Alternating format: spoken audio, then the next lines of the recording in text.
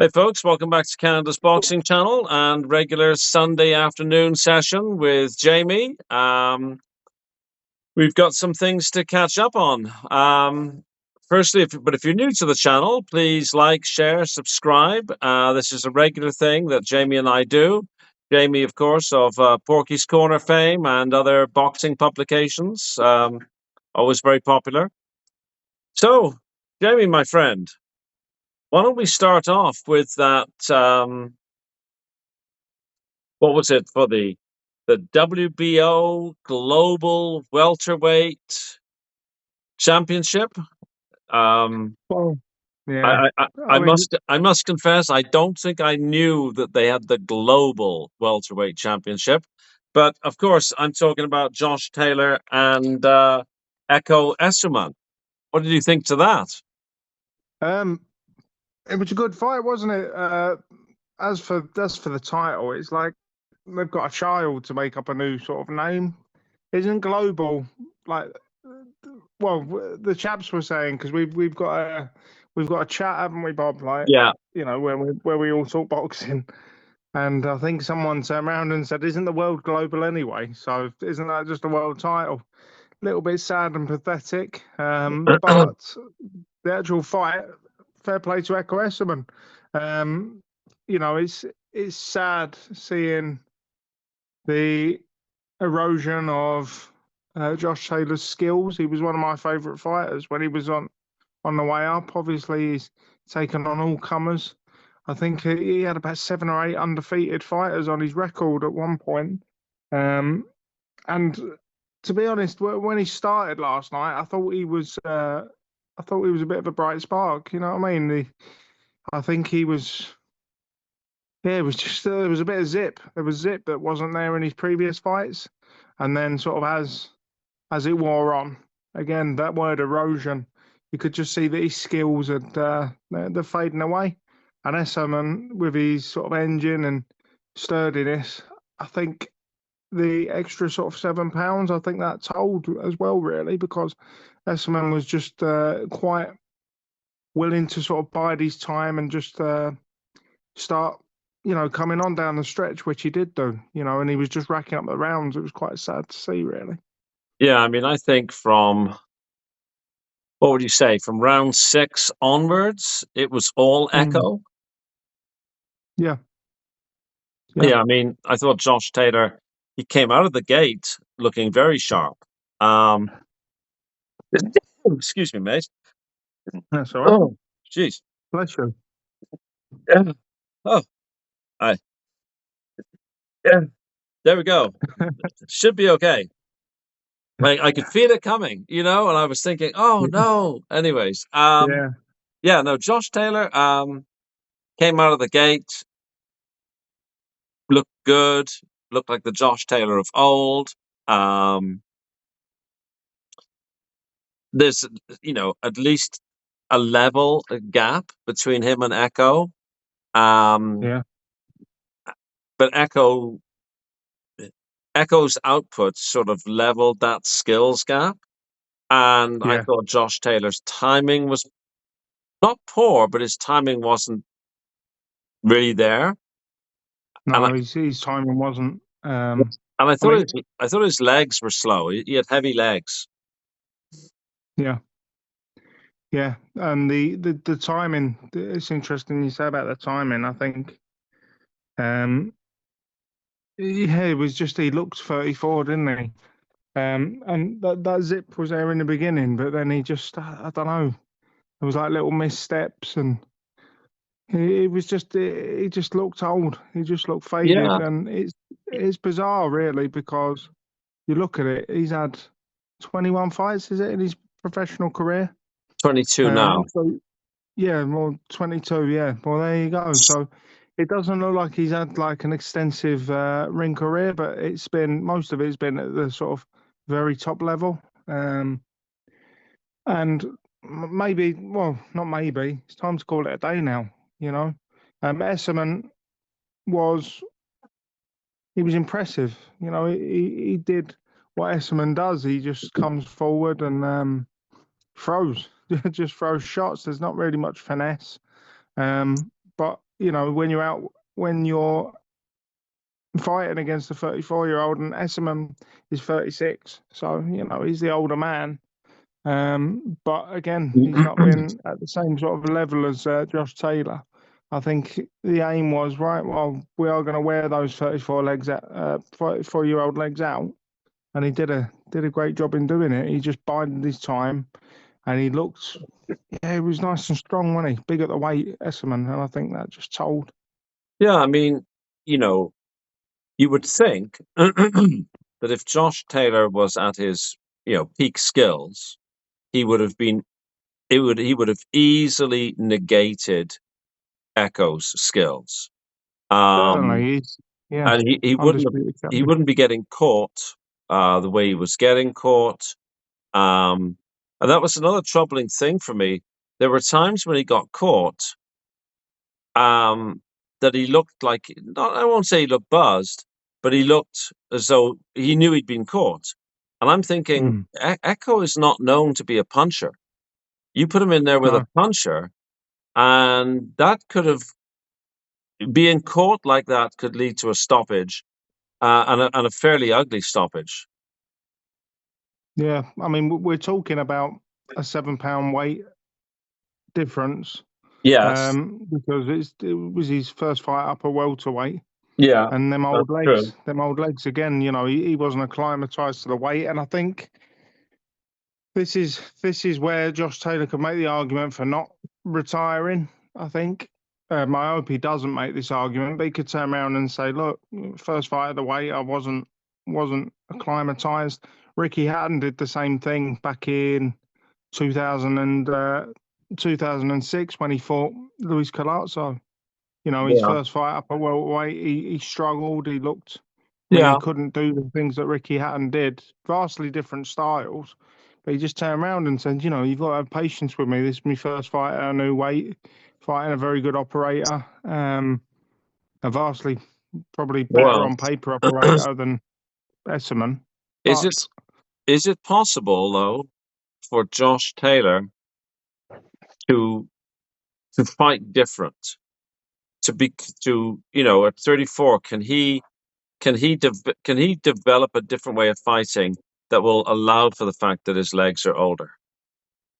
see, I wouldn't think so, because the thing with Josh Taylor is he's an all rounder anyway. He can Yeah, fight on the inside. Well, at his best, he could fight on the inside, fight on the outside. He could box you. He could, he had a decent dig on him. Look at what he did to Ara Davis. He hmm just beat him up. So there's not really much you could really adapt or change unless you're just going to do, because the all rounder, he hasn't got a specific pressure fighting style or anything. He, yeah, he just does a lot of stuff very, very effectively. So unless you're just going to take his style and turn him into a fancy Dan, or give him a shoulder roll, a la Mayweather, I don't really. You can't change much. So I would just leave it. He's got nothing to prove. Um, and I've mentioned Roy Jones on the podcast before now. I'm not comparing the two fighters, because I've said to you on a few occasions, Bob, haven't I think Roy Jones is the best to ever lace him up. And I know you're going to say about Sugar Ray Robinson and everything like that, but It- Roy Jones had nothing to prove, but he just carried on and on and on, and I'll give you this. solid his If Roy legacy. Jones had retired a few years prior to him actually doing so, Mm. we would all be speaking of Roy Jones Jr. in a much, much more complimentary way. I Yeah, mean, John Ruiz, after John Ruiz, and this is my yeah, point. yeah. Just let it go now, Josh. Well, You've done something. this Yeah, is the you've thing, got to. right? People who are great fighters who carry on. I'm not saying Josh Taylor is as good as Roy Jones or whatever, but when they No, do far carry wasn't. on, people remember them by their defeats, right? Like Yep. if you're talking to a bunch of people who really like boxing, and you start talking about Joe Louis, and the mental image they have is of him being dumped by Rocky Marciano. Yeah. And that's like, that's like the first thing that flashes into their head, right? Like there's a certain generation of people who, when you talk to them about Muhammad Ali, they see a helpless Muhammad Ali in the corner being wailed on by Larry Holmes. Trevor Burbick. Yes, who, Yeah. shouldn't have been in the ring with him ever, right? Yeah, and I mean this is my point, Bob. I wasn't for 1 second making a comparison Yeah. of the two men, fighting wise, but But yeah, you're if right. he goes on one fight too long, I mean this fight was he's fighting basically a domestic level operator, and he got beat. So Yeah. this fight could sully that legacy really, because Yeah, you're absolutely right, though. And people carry on, right? Like they're always remembered by their losses. There's probably kids out there now who will instinctually think of Mike Tyson as the guy who was fighting Jake Paul. yeah, it's almost like swearing that, isn't it, Bob? Which, To be which, honest, which, which to somebody like you or somebody like me is like that never happened. no, it's despicable. Even thinking that way. Yeah, Um, but yeah, so yeah, I would.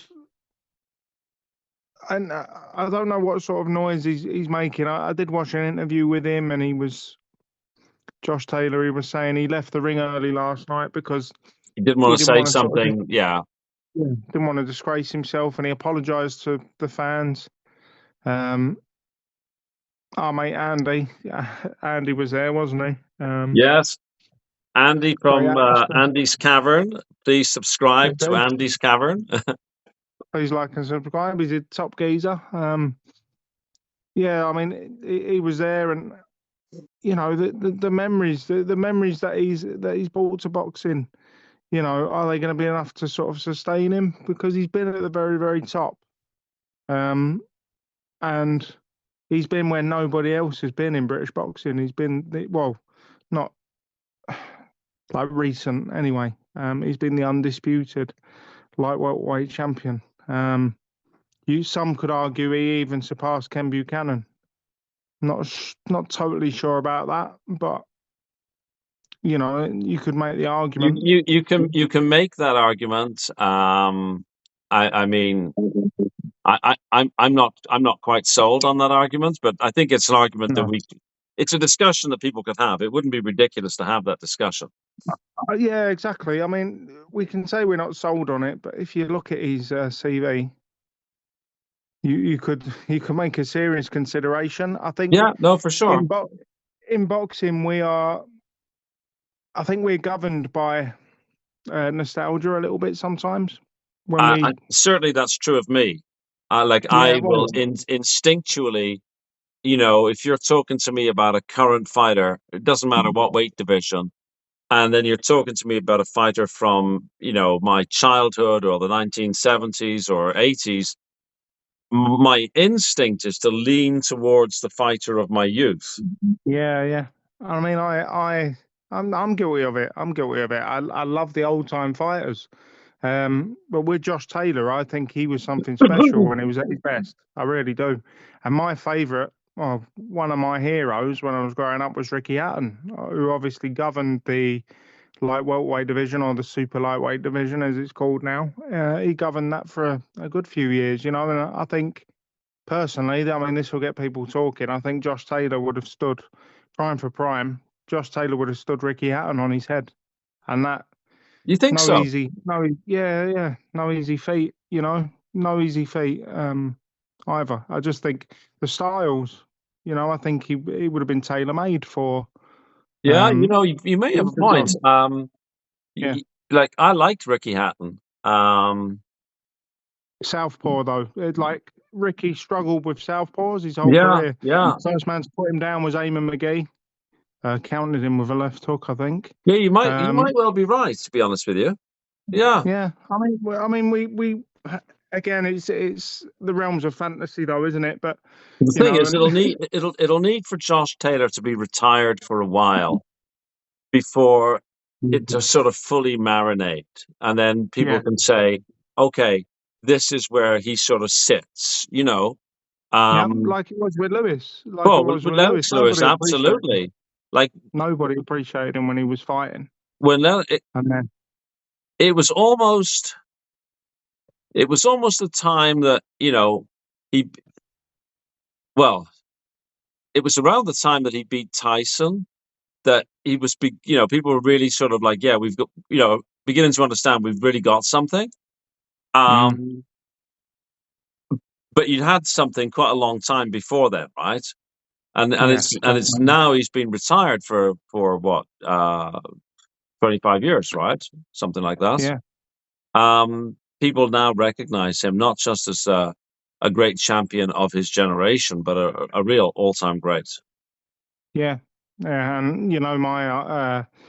me on the fence, or my side of the fence, I'm on with Lewis, because you're always telling me to change it, aren't you? You Yeah, you spell it I wrong. don't rate him quite as highly as you do, but on the other No. hand, I certainly rate him very, very highly, Yep. and I can claim him from both countries as well. Yeah, exactly. Yeah, yeah, exactly. So, you know, But um, Lennox, of course, was born in England, right? he Yeah, he was was a Londoner. born in I think England, moved to Canada as a kid, went to school and high school in Canada, and then went boxed for Canada, and then went back to the UK in his early professional life, I think. yeah, he left when he was 12, I believe. Yeah. Do you know what? Like, I know we're going down a different road entirely, but I think if he'd have retained his sort of Cockney accent because he was from East London, right? If he'd have retained his Cockney accent, I don't think many people would have turned around and gone, "Oh, he's not English." I think it's the fact that he had a different, obviously, he had a different accent that he come across as sort of alien to a lot of British fight fans. Well, you're not Frank Bruno, are you? So Well, that was you're not my it. I favourite. mean, he developed a sort of Canadian way of speaking. Yeah, Um, though, wouldn't necessarily think that he was a native Canadian, in the same way that nobody's going to think I am. But you do pick up a certain way of speaking, and of course he was young.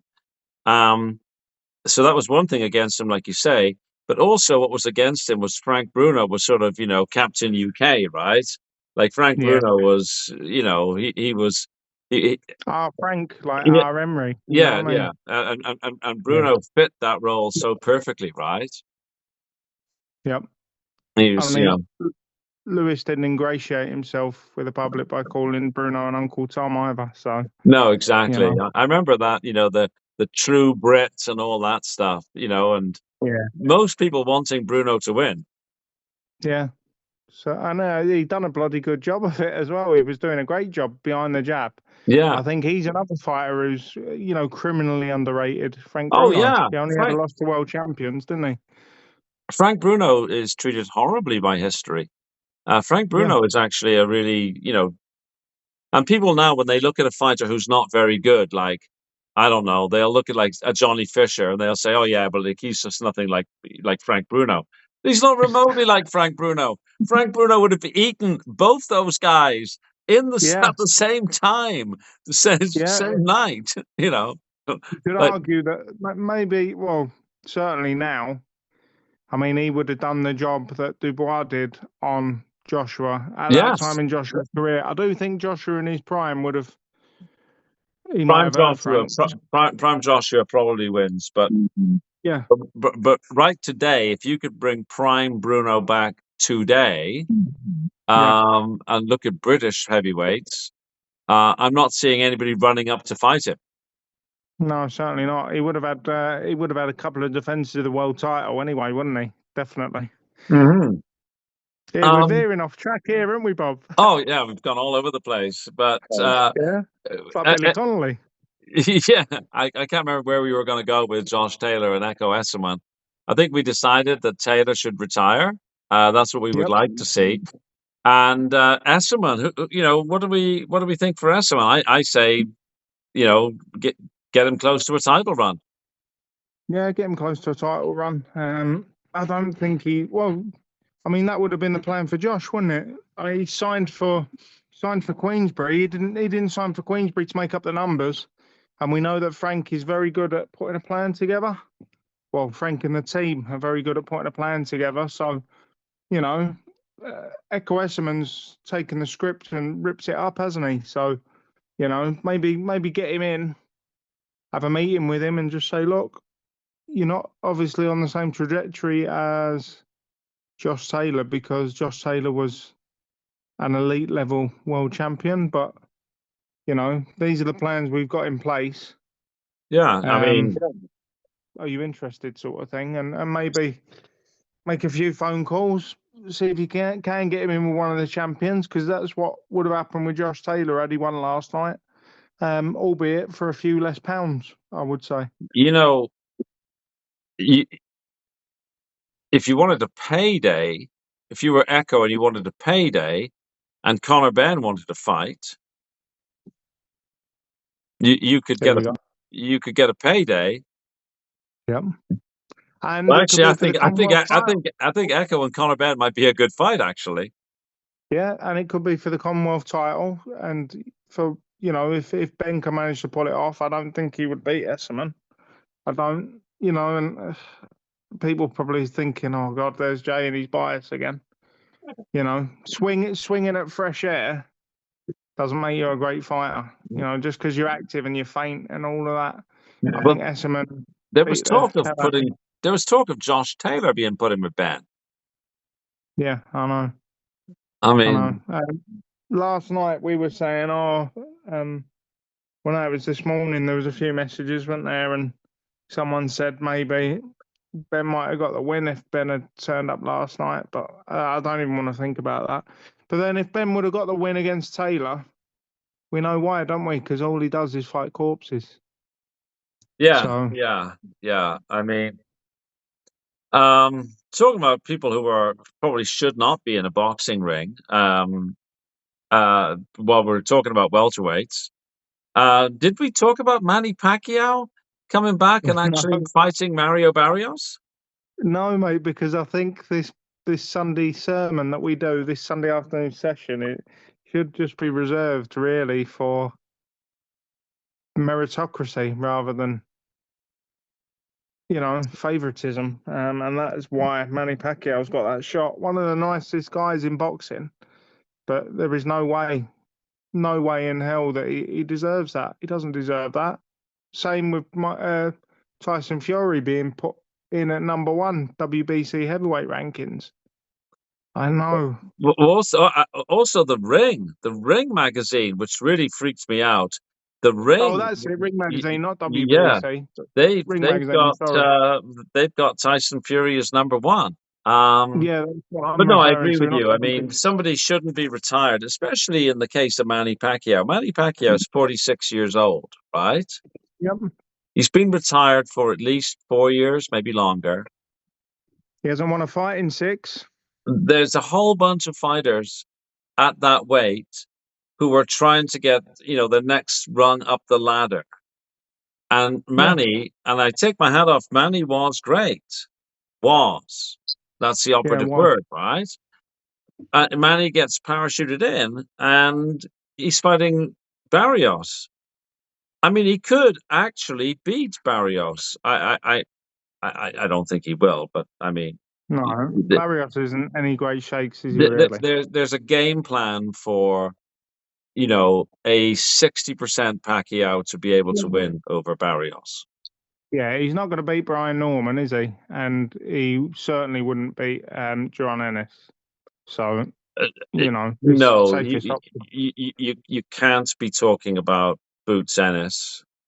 No, No, you certainly can't. not. No, that's But I that. mean, it, people are not standing up to this crap, though, are they? People aren't standing up and saying, "Look, this is completely wrong." I like the fighters. Well, in fact, there is one fighter, Agit Kabayel. I think earlier this week I read that you know he turned down an offer turned down a request from Vladimir Klitschko to fight him, Yeah, and I he just saw said, that. I'm not going to fight you. You're 49. I'm heading towards a championship. I'll gain nothing by beating you. So Yeah, fair play no, I to him mean, because he would have made a lot of money there. there's lots of people I'd like to see Vladimir Klitschko fight. George Fox comes to mind. Yeah, Um, I'd but like to see him fight Conor Ben. okay, yeah, yeah, oh, Caliban, yeah. Conor Ben. George Fox. I want to stay in the same weight class. There you go, Mr. Fox. There's another Ukrainian heavyweight you can't beat. Um, Yeah. but yeah. I think Kabayel was right. Like we got to put a stop to this. Like, what next? Are we seriously going to see if Lennox Lewis is going to get a ranking?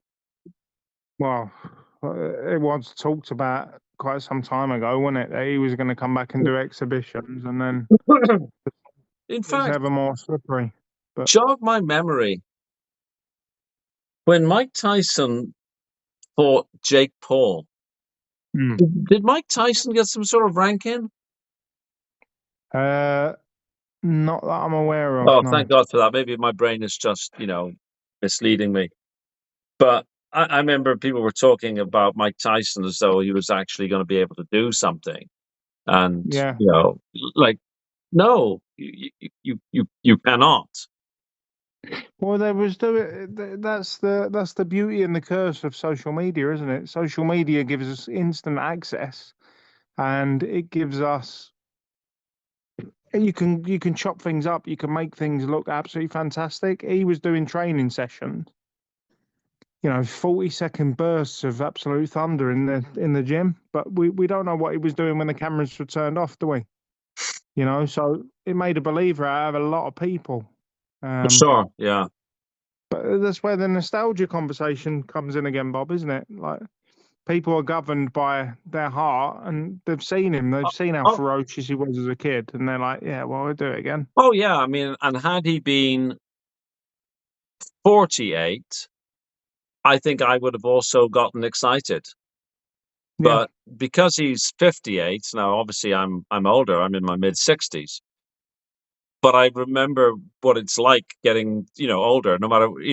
And of course, he was a great athlete, but yeah, Father Time, you simply can't. You can't defeat it, right? I mean, undefeated. you Exactly. know, Even Bernard Hopkins couldn't do it, could he? no. I So mean, Vladimir Klitschko is apparently, stayed in absolutely fabulous shape, right? Like he's awesome. And maybe he could beat many boxers today, but probably the probability is he's not going to beat an Adrian Caballel. no. I wouldn't really want to see him. Like, even if he could pull it off and beat Ajit Caballo, I'd still be disappointed because I'd be like, right, well, gonna beat you're not gonna beat Moses Talma, are you? No, And I know that's a bit outlandish because about Talma, but after last night, and well, again, actually, why don't we pick this up on the next part two, because we've reached yeah, a part good a two. good this is a good sort of cutting off point. Yep, So thanks for watching, everybody. We're going to continue this conversation on part two. Thanks for watching. Please like, share, and subscribe, and we'll catch you on part two.